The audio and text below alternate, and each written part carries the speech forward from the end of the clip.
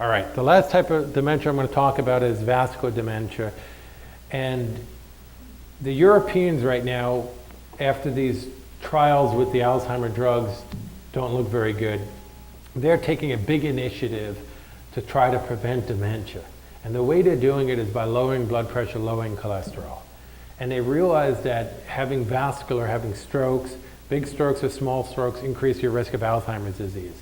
So if they can decrease the vascular issues, they may be able to decrease the incidence of Alzheimer's indirectly. And they're doing a big initiative with regard to that. Unfortunately, here in America, we have too much of Dr. Google.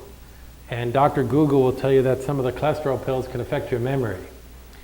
And so we get a lot of people who ordinarily may be prevented of having strokes and whatnot, who don't want to take their cholesterol medicine because Dr. Google tells them, it's bad for them. And I say that facetiously because I know the evidence. I know in primary prevention, I got to treat 47 people who have an elevated cholesterol to prevent one stroke. I know that. And the problem is nobody gave me a crystal ball, so I don't know which one's the one and which one's the other 46. And that's where the dilemma begins. However, if you've had a stroke, if you have a heart attack, if you have diabetes, you're much higher risk. And that's why you're seeing a lot of evidence that diabetes is a risk factor for Alzheimer's. And it's probably these small microvascular changes.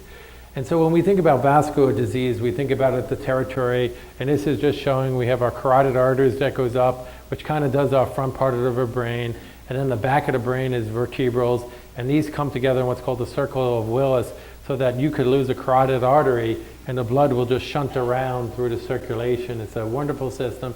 Some of us have better collaterals than others, and unfortunately we don't know how good our collaterals are until we actually need them.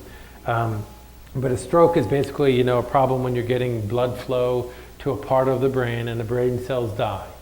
And so somebody who has multi-infarct dementia, it's not subtle. They have a big stroke and then they get cognitive decline and etc. But there are all different types of strokes. They're the big strokes that we all get, and you can't move your right arm, you can't move your right leg.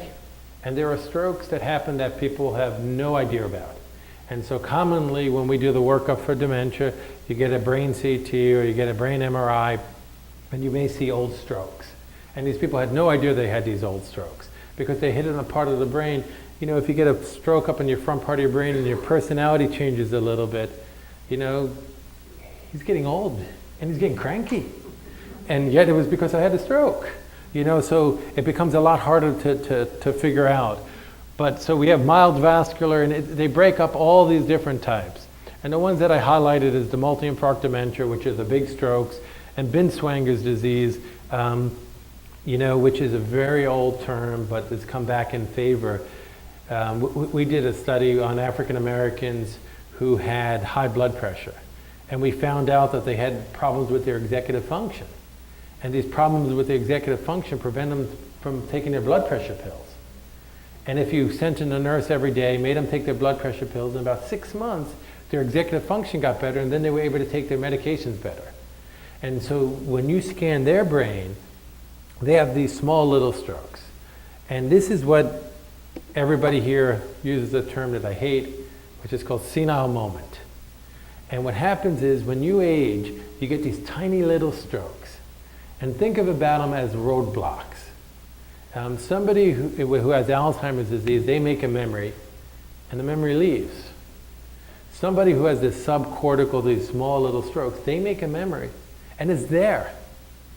But unfortunately, it's not always there when you want it. And what happens is, you have to go through the back door to get it. And so when I do memory tests, I'll give somebody 3 words, 5 words, and I'll see if they remember them. And if they don't remember them, I give them hints. And it's amazing, sometimes you give them a hint and they come out with these words. And some of them are difficult words and they come out. The information was there, and I showed them how to get in the back door. So it's a very different type of process. You're talking with somebody and you can't think of it, you get in your car and there it is, you remember it. Unfortunately, it was 20 minutes too late. And that's what we see in these small vessel disease, which we call Binswanger's type of dementia. So Binswanger's, again, is a subcortical process, very different than Alzheimer's where they can't remember it. And we see these stroke-related changes. You don't want to be 90 years old and get a brain MRI. It'll be a very depressing experience. No matter how sharp you are, we see atrophy of the brain and we see these white matter diseases. And that's why when I get an MRI on a 90-year-old, I call them up and say, overall look pretty good. And then when they say, can you send me a copy? I say, oh no, because I know that they're going to read all these other things. And unfortunately, we can change them, but they're going to see them. And this is what we see. These small little vessels, they get blocked. And you get a little bit of cell death. And again, think of it as a roadblock. We could get around it. And there is some evidence that by treating vascular risk factors, cholesterol, exercise, et cetera, can really make a difference. Anybody who's been to my office recently, probably about 8 months ago, they came out with an article saying having a sedentary job is like smoking. And I don't have a sedentary job. I go to the hospital. I always do the stairs. So I got a pedometer. And I realized I have a sedentary job. And so I got rid of my desk, and I got a treadmill desk. And so I got a desk that goes up, and any day I sit there and I walk somewhere between 3 and 8 miles a day, and it's because I don't want these little white things in my brain. And so you try to maximize everything you can do. I've talked here before about blueberries. There's some evidence that blueberries can help dementia. And to this day, I eat blueberries. I absolutely can't stand them, but I eat them. And so sometimes we got to do things to try to prevent it. And when it comes to vascular disease, it's preventing all the risk factors that we know about for preventing strokes and heart disease. It's eating healthy, it's exercising, it's lowering your cholesterol. And so when we look at these, the vascular, it may present in other ways. They may be dizziness, lack of concentration, and it all depends on where the strokes were. And that's what makes it, more of a hodgepodge, because where your stroke is. And one stroke doesn't give you vascular dementia, but it's a combination of things. If you have a big stroke and a lot of little strokes, you may have difficulties. So what do? We treat high blood pressure, and the new guidelines are going to be coming out with regard to blood pressure. And I'm not sure I totally agree with them. They're going to say above the age of 60, you can let the blood pressure be above 150. Our target would be below 150, below 90 for the bottom number. And the thing is, in my practice at Mass General, it was the Walking Dead. Who gets in their car and drives 3 hours to see a doctor? Not healthy people. And so the people are very sick. And down here, the people are so healthy that 65-year-old may have 20 more years. And so I'm not sure all these guidelines translate to a place that's so active as here. But obviously smoking, making sure that diabetes is under good control. We talked about cholesterol, knowing the warning signs of stroke, and people who are high risk probably should be on a baby aspirin. We talked about physical activity, talked about diet. The best diet appears to probably be a Mediterranean diet. Men are at a little bit higher risk than females. And obviously age is a bigger risk factor because everything starts accumulating. When people ask me how to define aging, I could give them a very sophisticated answer. Or I say aging is like your garage. More stuff goes in and nothing leaves. And so as you get older, you get arthritis, and it doesn't go away. You get high blood pressure and it doesn't go away. You get cholesterol issues, it doesn't go away. When you're young, you get a pneumonia and it goes away. You get an appendicitis and it goes away. And so, to think about your garage when next time you look at it, you'll see a lot more stuff than there was 20 years ago. And so the way we want to treat the risk factors for stroke, and I would argue that this goes for Alzheimer's disease, this goes for Lewy body, this goes for everything. And it's going to be a healthier diet, regular exercise, stop smoking, and moderate intake of alcohol. 1 drink a day is probably good for your brain. 2 drinks, probably not so much. They say in America the favorite pastime is baseball. In Naples, the favorite pastime is drinking alcohol. And I think we're in the top 5 consumption in America for alcohol per person. And alcohol is directly toxic to your brain. And we're very social down here. You're retired, you go have lunch and you have a drink, and then you have a drink before dinner, and then you have your wine with dinner, and then you have a nightcap, and lo and behold, you had 5 or 6 drinks that day. And you didn't get drunk, but each drink was a little bit toxic to the brain. And so in general, none to one is probably where you want to be with regard to that. And then obviously when people have had strokes, it's the same thing, physical therapy, occupational therapy, to try to work with it. Even with primary progressive aphasia, sometimes speech therapy can help early on. It's not as effective as time goes on. So people who have big strokes, these are the ones that call your attention, the arm weakness.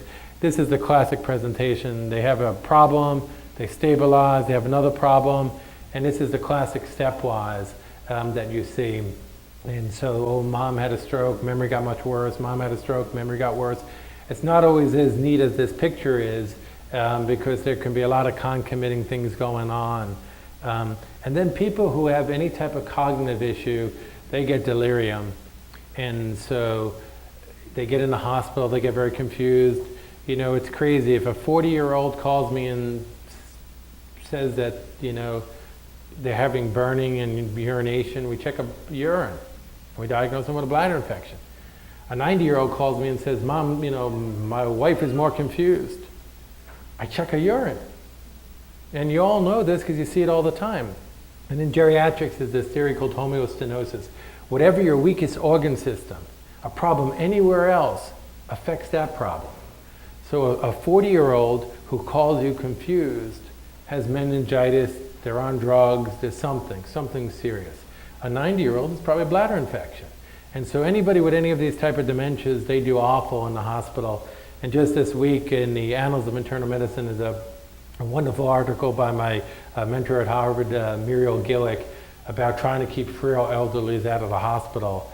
And it clearly applies to people with Alzheimer's disease. And sometimes it's putting more support in. Sometimes it's getting hospice involved so you could keep them out of the hospital. And it's amazing at how well they will do if you could keep them out of the hospital. You put them in the hospital and you may never recover. They may get so confused that they end up at a nursing home. And unfortunately, hospitals are set up in such a poor way to take care of people with confusion. What do they want to do? Tie them down, which only makes things worse. The philosophy of care, just to summarize, I think this is my last slide, is the same. We attend to the whole person regardless of the type of dementia. You want to look at the person as a unique individual, and you want to cater to their strengths. Somebody who is good with their woodworking, you may want to spend some more time talking about that. And I have to say, to give a Val Hospice a pitch, they do a wonderful job. I remember a patient 5 years ago who I had who, had Alzheimer's and was terminal. And they sent in somebody that played a little keyboard. And I had no idea that this patient loved to sing. But they were able to notice that. And so they were able to, tailor the therapy to that. And that's why treating the whole person becomes important.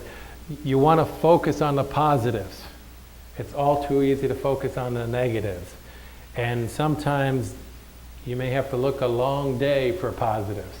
But dwelling on the negatives, it really isn't going to help. You want to stay in communication by organizations like this, but also try to keep up your network of friends and family.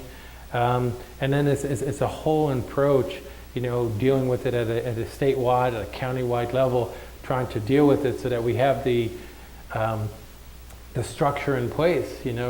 The psych unit we have in Naples is a voluntary unit. You have to be of sound mind to sign in. So if you have Alzheimer's, you can't go. And so it's things like that we need to change over time. All right, so this is, I promised, the last slide. So the way I figure out whether somebody has dementia is you do a good history, and 90% of the time you have your answer from the history. The memory testing helps confirm what you're thinking, and then the medical exam really kind of focuses in, do they have strokes, do they have weakness, are they hyperreflexive? And then the imaging studies kind of put it all together. We always want to do a reversible workup on everybody, and I've talked about that here before, checking thyroids, calcium, sodium, Most doctors know how to do a good reversible workup for dementia. When I first came down here, I took care of a retired fireman from Waltham, Massachusetts, who came to me demented, and he had the lowest B12 level I've ever seen. And you repeated his B12 and his memory got better, and it's just, you don't want to miss those because you're not going to find them very often, and that's why you want to look for them, because it's treatable and you could change somebody's whole life by doing that. All right, with that, I'll take some questions.